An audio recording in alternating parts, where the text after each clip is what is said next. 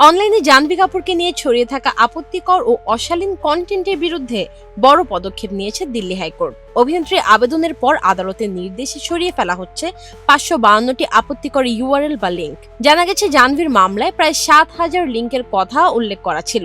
প্রাথমিক অনুসন্ধানে এর মধ্যে 552টি লিঙ্কে আপত্তিকর ও অশালীন কন্টেন্টের প্রমাণ পাওয়ায় সেগুলো দ্রুত সরিয়ে দেওয়ার নির্দেশ দিয়েছে আদালত। তবে জাহ্নবীর নামে থাকা সব ফ্যান পেজ বন্ধ করার পক্ষে নয়। আদালত বলেছে, কোনো তারকাকে নিয়ে ছবি, ভিডিও, সিনেমার তথ্য, প্রশংসা কিংবা সমালোচনা প্রকাশ করলেই সেই ফ্যান পেজ বেআইনি হয়ে যায় না। তবে পরিস্থিতি ভিন্ন হবে যদি কোনো পেজে অশালীন কন্টেন্ট ছড়ানো হয় অথবা তারকার পরিচয় ব্যবহার করে অবৈধভাবে অর্থ উপার্জন করা হয়। সেক্ষেত্রে নেওয়া হবে কঠোর ব্যবস্থা।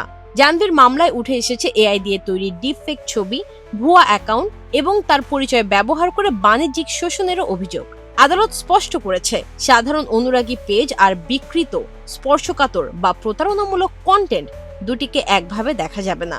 জাহ্নবীর এই আইনি লড়াইয়ে তাই অনলাইনে তারকাদের ব্যক্তিগত পরিচয় ও ব্যক্তিত্বের অধিকার সুরক্ষার বিষয়টি আবারও আলোচনায় এসেছে।